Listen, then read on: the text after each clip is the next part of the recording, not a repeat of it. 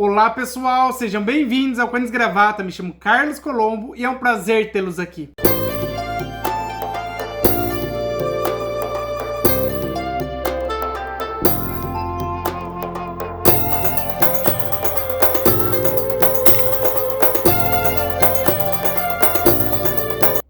Hoje, na exibição Gibiteca, nós temos Tex Edição Gigante, volume 4, Chumbo Ardente, quadrinho que em breve vai estar aqui no canal uma resenha.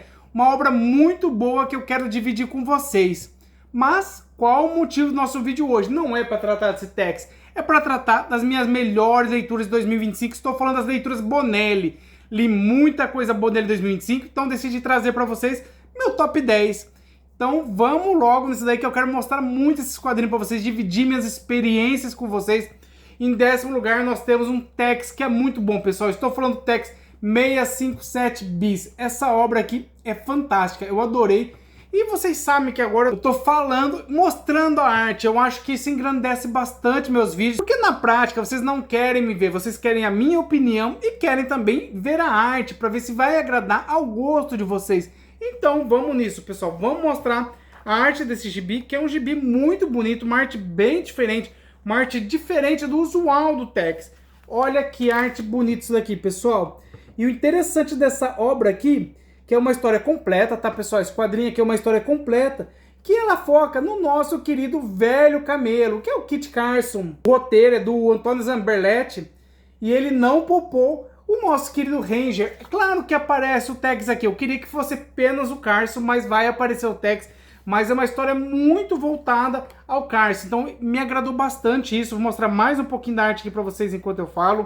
Olha que arte diferente, pessoal.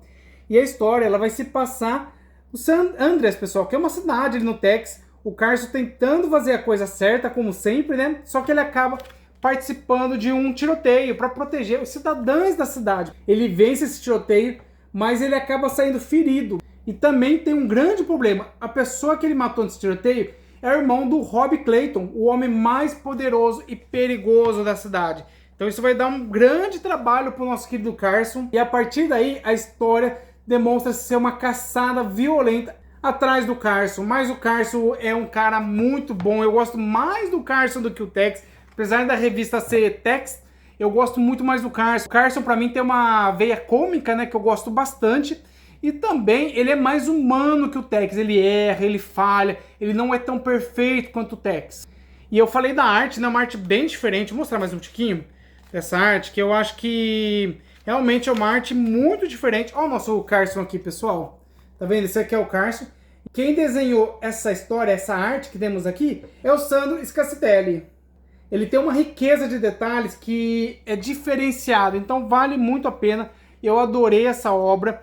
Então, se vocês puderem, vão atrás. Se não me engano, também tem um vídeo no canal dessa obra. Então, vocês vão poder conhecer um pouquinho mais da obra. Mas vamos para o 9º colocado? Em 9º colocado, temos uma outra obra totalmente diferente do Tex. Saímos do sol escaldante do Tex e vamos para uma Londres cinza. Estou falando de Dylan Dog, O Planeta dos Mortos. Olha que capa diferente, pessoal. Capa dura, tá? Da editora Panini. Muito, muito bom. Vou mostrar a arte aqui para vocês também. Uma arte muito, muito diferenciada. E colorida, tá, pessoal? Uma arte colorida. Olha que bonito isso aqui, pessoal. Muito, muito bonito, né? Bem diferente do usual que eu tô acostumado do Dylan Dog. Essa daqui é uma daquelas obras que fazem a gente questionar tudo que a gente conhece sobre o personagem. O personagem muda bastante. E ela foi publicada em julho de 2024. A Panini continuou essa série e a Panini deu a continuidade dessa obra em 2025. Olha que bonito, pessoal. Essa obra consolida o que muitos leitores acreditam ser uma das melhores fases do personagem aqui no Brasil. O roteirista, né, que é o Alessandro Bilotta, nos transporta para um futuro alternativo e sombrio. Muito, muito bonito. Vou mostrar mais um pouco. Olha essa arte, pessoal. Fantástica, fantástica. Aqui a gente pode imaginar, né, uma Londres, anos à frente do nosso tempo, onde tem uma epidemia. Transformou parte da população em retornados, ou seja, zumbis. Olha isso aqui. Muito, muito bonito. Muito diferenciado. Mas não podemos esperar nessa obra um filme de ação. O foco aqui é um terror existencial, onde a gente encontra o Dylan Dog um pouco mais velho, tá, pessoal? 15 anos à frente do tempo que normalmente as histórias dele se passam, né? Então tá um pouco mais velho. e uma parte da história é colorida e outra parte é no preto e branco, ou seja, a gente vai ter a emoção das duas vertentes dessa obra. Olha isso daqui em preto e branco também, muito bonito, né? Eu não sei dizer qual que é a melhor. E o nosso querido Dylan Dog, ele precisa enfrentar não apenas as criaturas da rua, ou seja, esses zumbis, mas o peso das suas escolhas e o silêncio de um passado que ele não consegue esquecer. É uma história muito densa que vai explorar a solidão e a decadência de uma forma brilhante. Muito bom, pessoal. Eu fiquei bem reflexivo nessa obra. Eu acho que vale a pena. Quem gosta do personagem de Dylan Dog vai se apaixonar por essa obra e também pode ser uma possibilidade para você que não conhece essa obra poder curtir essa obra-prima. Vou mostrar mais um pouco, né? A gente precisa mostrar. O Dylan Dog, já ficou evidente quem que é o Dylan Dog, né? Vou mostrar aqui de novo. Esse aqui é o nosso querido Dylan Dog, tá, pessoal? Dylan Dog é um personagem que eu gosto bastante. E a arte que nós temos nessa revista aqui é do Paolo Martinello. Ele tem a colaboração da Vaniele Vetro, que transformaram isso daqui em algo muito lindo, muito bonito de ser lido, né? E apreciado também. Olha isso aqui, que legal. Mas vamos prosseguir, porque senão o vídeo vai ficar muito longo. Em sétimo lugar, a gente tem uma obra bem diferente também aqui do Dylan Dog. Voltamos um pouco pro western, né, pessoal? Estou falando de Saguaro, volume 3, da editora 85. O grande roteirista, que é o Bruno Ena, nos trouxe aqui em 5 histórias e é muito interessante. Vou mostrar a arte pra vocês. Vou mostrar também quem que é o nosso protagonista aqui, que é o Thorne. Esse é o Thorne, pessoal, tá vendo? Esse é o nosso protagonista. Olha que arte bonita, né? E a gente começa essa grande obra num embate psicológico muito interessante. A gente tem o grande vilão, o Cobra Rei, tentando forçar uma aliança com o Saguaro. Aconteceu algumas coisas ali, então ele precisa da ajuda do Saguaro. Esse aqui é o Cobra, tá, pessoal? Esse daqui é o grande vilão da história. É uma das que eu mais gostei. Vale muito a pena essa primeira história. As outras também, mas essa primeira história foi a que eu mais gostei. E na história seguinte, a gente mergulha em um clima de filme de ação total. O Saguaro e o Kai escoltando uma testemunha-chave e um trem que está sob ataque, esse trem. Então, o clímax também da história seguinte é extremamente interessante, vale muito a pena. É bem divertido isso, por sinal. Olha que arte bonita, pessoal. Eu falei o Kai, na verdade a Kai, tá, pessoal? Eu falei errado. Me desculpa. Inclusive a Kai é essa moça bonita, tá, pessoal? Essa índia, muito bonita, nossa testemunha, né? Esse menino também, adoro bastante esse personagem, muito, muito bom. Eu acho que essas histórias de Saguaro cada vez estão melhor. Se vocês não conhecem Saguaro, vocês têm que ir atrás desse personagem porque é fantástico. A gente pode considerar o Saguaro quase uma versão um pouco mais atual do Tex. Ele sofre bastante, o Saguaro. Ele tem os traumas da guerra do Vietnã. É um personagem com camadas, eu gosto bastante disso. Uma complexidade muito interessante. Então a gente vê a dificuldade dos índios naquela época. Então é muito, muito bom, pessoal. Eu acho que Saguaro é uma obra fora da curva, que vale muito a pena vocês irem atrás. Vamos mostrar mais um pouquinho da arte, né? Olha como a arte é bonita. Então vale a pena, pessoal. Se vocês gostam de história de perseguição, justiça e um protagonista que nunca tem um dia de paz, o Saguaro é uma obra perfeita para vocês. É quase um filme, pessoal. Então vão atrás, que merecidamente essa obra ficou no meu top 10. E vamos seguir para a próxima. Em sétimo lugar, preparem o coração para um terror épico, pessoal. Estou falando de Zagor Hagossi, trazido pela editora Saikan. Estamos falando do maior volume que já foi publicado desse personagem, do Zagor, pessoal. Muito, muito bom. 484 páginas, uma obra esplêndida. Eu adorei. Eu gosto muito do personagem Zagor, né? Ou Zagor, algumas pessoas chamam de Zagor. É algo fora do normal. Vocês precisam conhecer. Vou mostrar a arte aqui para vocês enquanto eu vou falando um pouquinho da história para vocês conhecerem um pouquinho mais da obra. Olha que arte bonita. E o roteiro dessa obra aqui é do Jacob Rausch, tá, pessoal? Um cara que escreve muito bem, gosto bastante. E qual que é a trama dessa história? Nós temos na jornada o nosso querido Zagor e Chico enfrentando diversas criaturas da noite para finalmente poderem chegar no castelo terrível Barão Hagossi. A tensão é absurda nessa obra, pessoal. Inclusive, nessa travessia, nós temos a participação de uma personagem querida que nós temos, chama Frida. E a Frida pode ser que seja transformada num desses monstros da noite, né? Pode ser que ela acabe se transformando naquilo que eles estão combatendo. Então é uma bem diferenciada. O Zagor, diferentemente do Tex, ele sobrevoa várias nuances, né? Ele não fica só no western. Nós temos feitiçaria, magia, tecnologia também, tem histórias até de alienígena, é mais difícil, mas tem. Nós temos esses monstros também, vampiro. Pessoal, que obra diferenciada. Zagor é uma obra bem diferenciada. A gente nunca sabe exatamente o que vai acontecer com essa obra. E eu acho que é realmente uma obra muito bonita. A gente vê os cenários da Hungria, ou seja, nossos queridos vão até a Hungria, para o castelo do Rákos, que é exatamente onde está esse monstrengo. Olha essa arte magnífica. É uma arte do Rafael Della Monica, né? E do Walter Venturi. Nós temos esses dois artistas que desenharam essa obra, que eu acho que é fantástico. Olha isso aqui. Então, merecidamente, ficou no meu top 10. E vamos seguir, porque tem muita coisa aqui para vocês ainda. Vamos para o nosso próximo colocado. Em sexto lugar, nós temos um empate, pessoal. Um empate entre duas obras que eu não consegui escolher quem ficaria na frente de quem. Em vez desse top 10 meu ter 10 quadrinhos, vai acabar tendo 11, porque dois deles empataram, não teve jeito. Em sexto lugar, eu coloquei meu querido Ken Parker, número 22, e também outro Dylan Dog. Dylan Dog tá indo muito bem aqui em 2025 para mim. Esse aqui é o Dylan Dog número 40, pessoal, que chama Dr. Terror. Uma obra muito interessante. Vamos começar pelo Ken Parker. Ken Parker é fantástico, né? Eu acho que vocês já conhecem o Ken Parker, o personagem máximo de Berard Milazzo. Só que eu quero tratar para vocês aqui, não das duas obras, se vocês sabem ou não sabem, estou contando agora. Cada voluminho desse compila duas histórias. Esse aqui, por exemplo, nós temos A Dois Passos do Paraíso, que é uma obra muito boa também, e Na Estrada para Yuma, que foi a minha escolhida, que eu mais gostei. Então, vou mostrar um pouquinho da arte aqui para vocês. Vou tentar puxar já exatamente da Estrada para Yuma, para ficar mais correta, né? Mas claro que eu posso voltar e posso mostrar um pouquinho da arte do outro também. Olha que arte magnífica isso aqui. Ken Parker é muito diferenciado. Essa obra aqui que estou falando, essa história, Estrada para Yuma, ela foi escrita pelo Berard, que é o criador, e teve o auxílio também do Maurício Monteiro.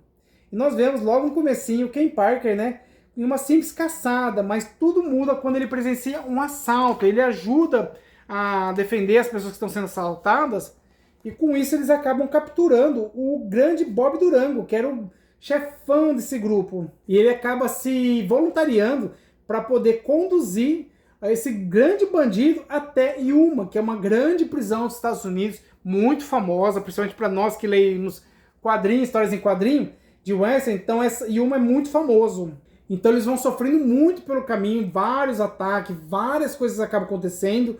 Então é uma obra encantadora. E nós temos também essa arte que eu estou falando para vocês, que é do Sérgio Tarquínio. Aqui não foi o Milazzo que desenhou essa obra lindíssima, mas não podemos desmerecer, né, a arte do Sérgio, que é uma arte belíssima, muito bonita. Eu acho que vocês precisam ler Ken Parker. Ken Parker, ele é um ponto fora da curva totalmente, vale muito a pena.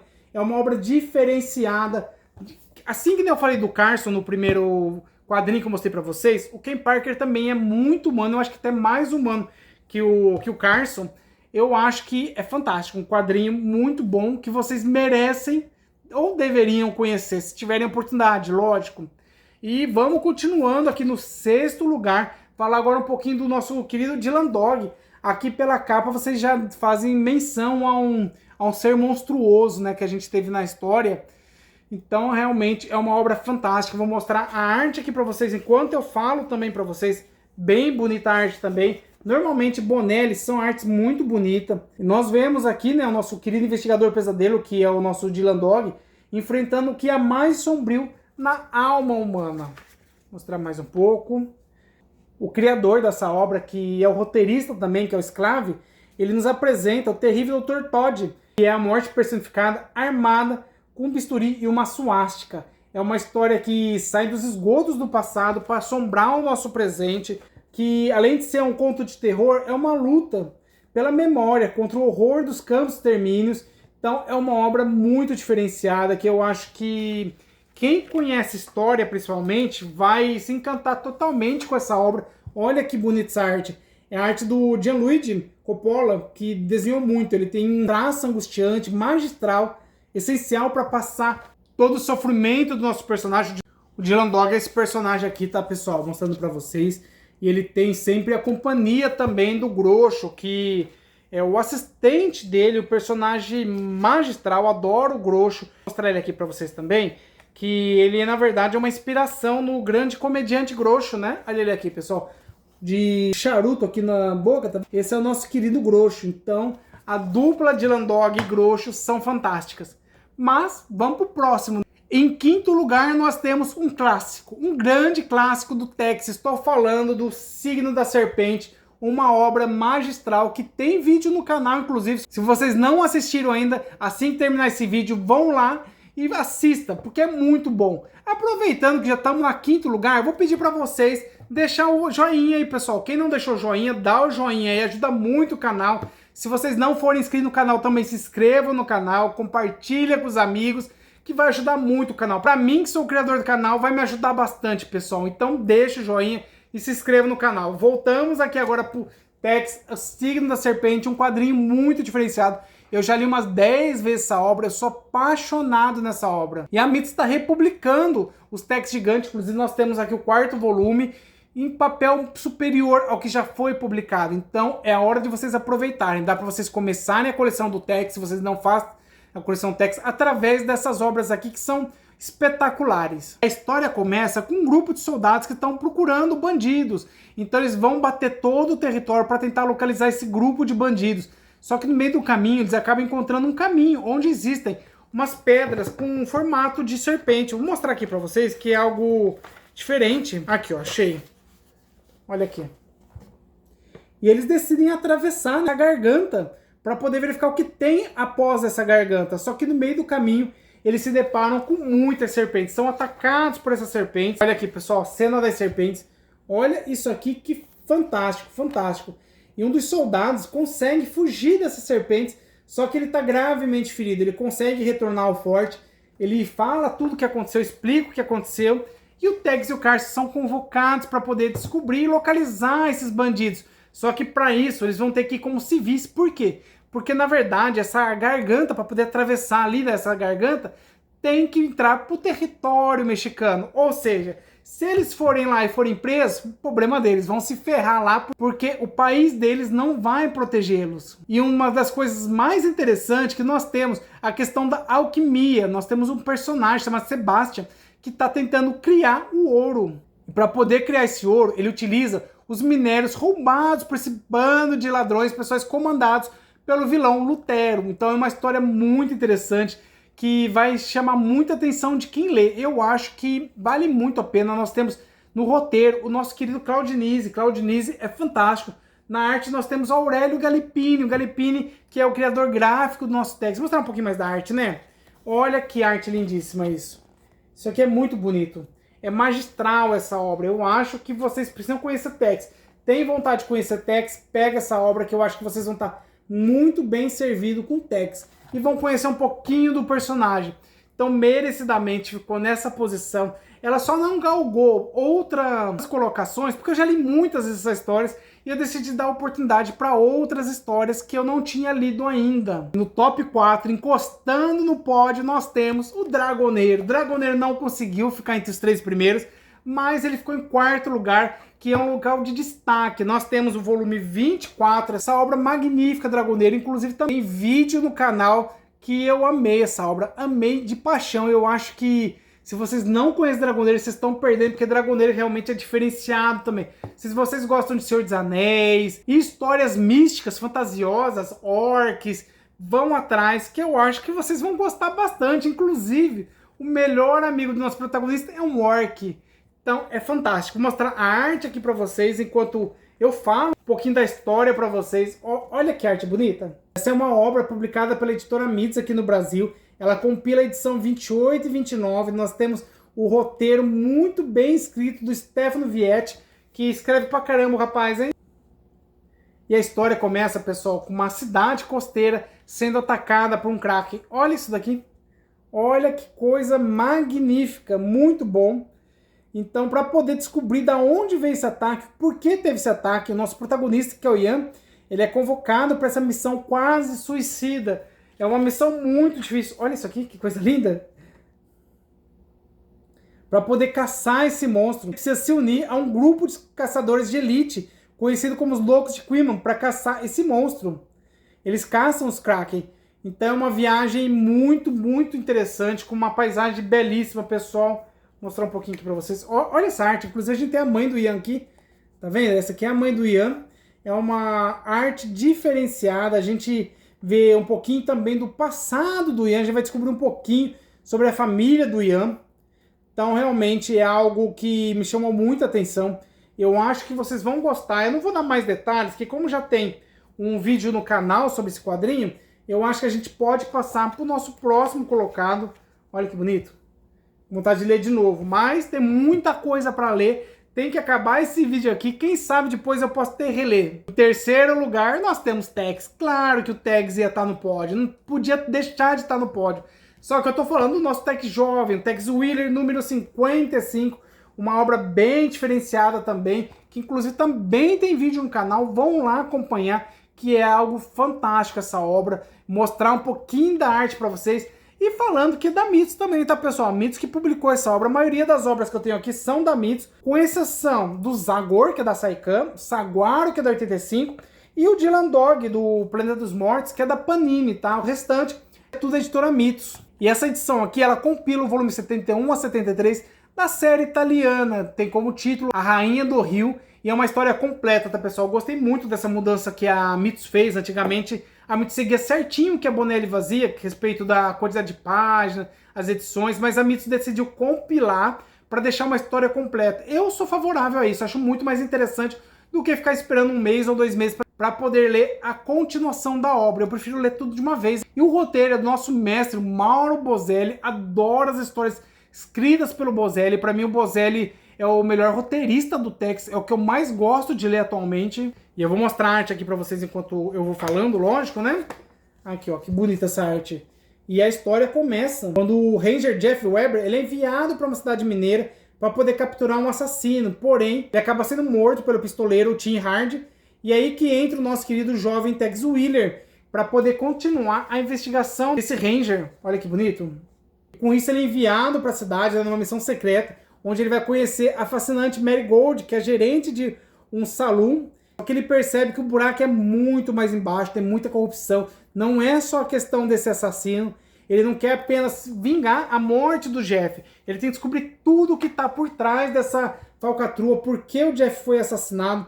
É uma missão muito complicada. E nós temos também aqui a primeira missão do Tex como Ranger. Então é algo fantástico. Eu, sinceramente, fiquei surpreso com a qualidade de roteiro e também de arte, que é arte muito bonita, um desenho muito bonito. Olha isso daqui.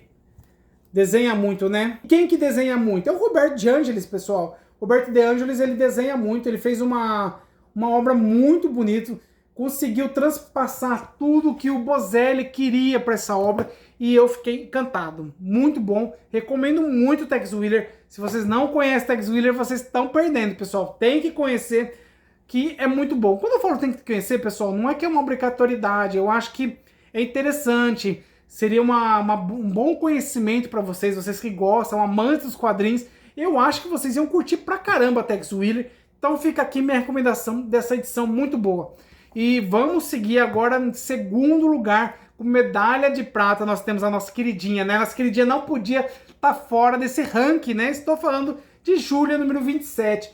Uma obra fantástica. Quase ficou em primeiro lugar. Penei muito para decidir quem ia ficar em primeiro lugar, se seria ela ou seria a próxima obra. Ela acabou ficando em segundo, mas é fantástica, pessoal. Minha segunda melhor leitura de Bonelli do ano. Algo fantástico. Se bobear, é uma das minhas melhores leituras da Júlia. Eu fiquei extremamente apaixonado pela sutileza dessa obra. Também tem vídeo no canal sobre esse quadrinho, que eu acho que vocês podem acompanhar lá. Mostrar a arte aqui para vocês, uma arte também muito, muito bonita. Olha que arte interessante. E aqui nós temos o roteiro do Giancarlo Berardi, que é o nosso criador da Júlia, né? Assim como do Ken Parker, também criou a Júlia. E ele tem a ajuda do Maurício Mantero. Vou mostrar um pouquinho mais aqui para vocês. Mostrar a Júlia, né? Olha a Júlia aqui, pessoal. Nossa bonitona da Júlia. Ela tá chegando aqui. E nós temos aqui uma história totalmente diferente do usual. Esse roteiro subverte totalmente o que esperamos de uma história de roubo ao museu. Esqueça aqueles planos mirabolantes que a gente vê nos filmes.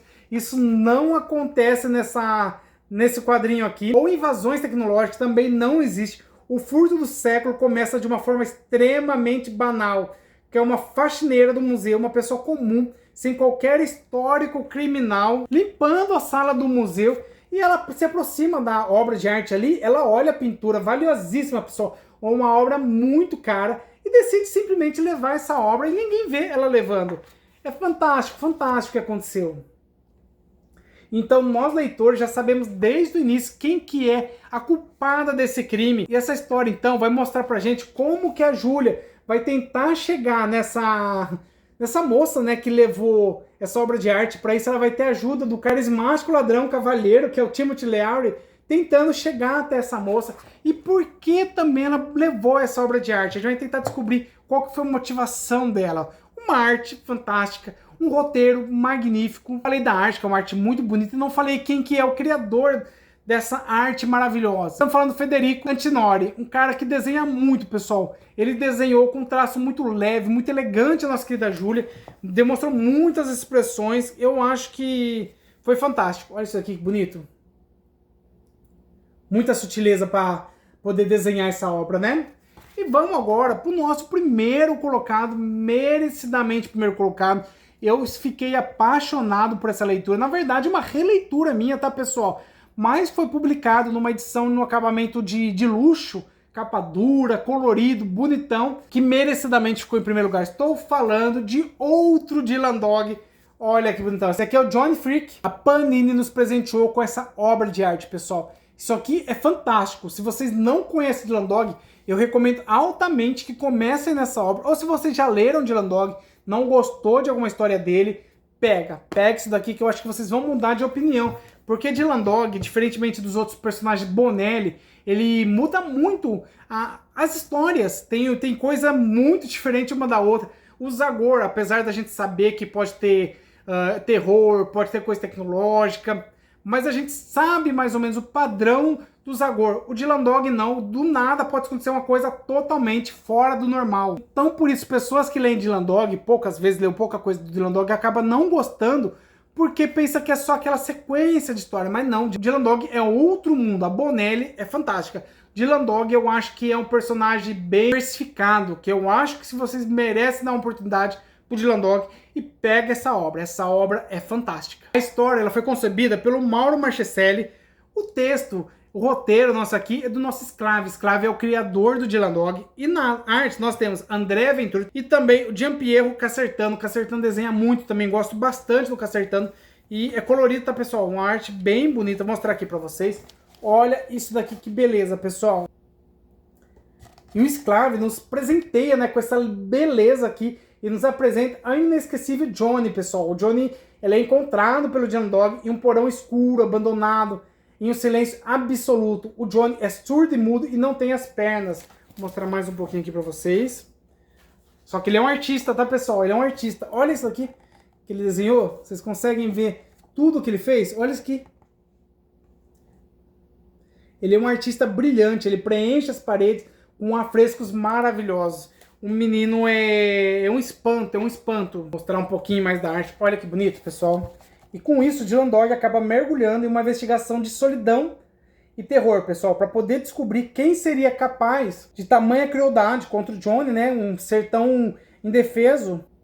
A gente acaba se apaixonando pelo personagem, a gente fica com muita dó dele, que é uma história muito, muito emocionante. Olha que arte fantástica.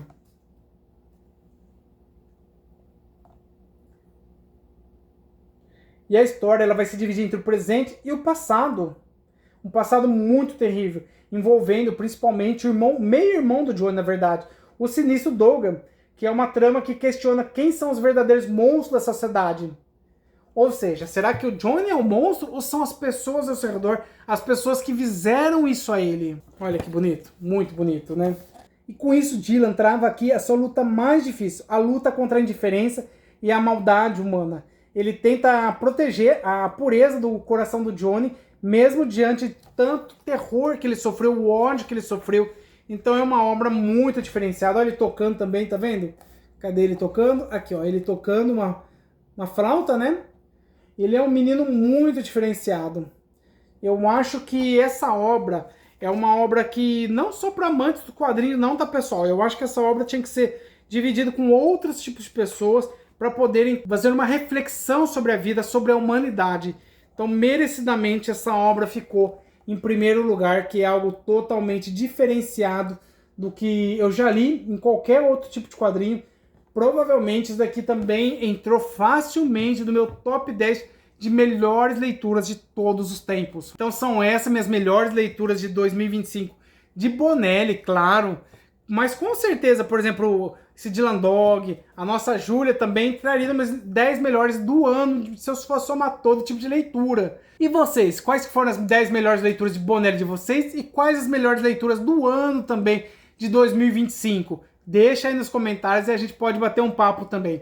Então espero que vocês tenham gostado do vídeo. Que nem eu já falei pra vocês, não se esqueçam de deixar o joinha aí, curtir, compartilhar, se inscrever no canal se não for inscrito. E a gente se vê no próximo vídeo, pessoal. Um abraço!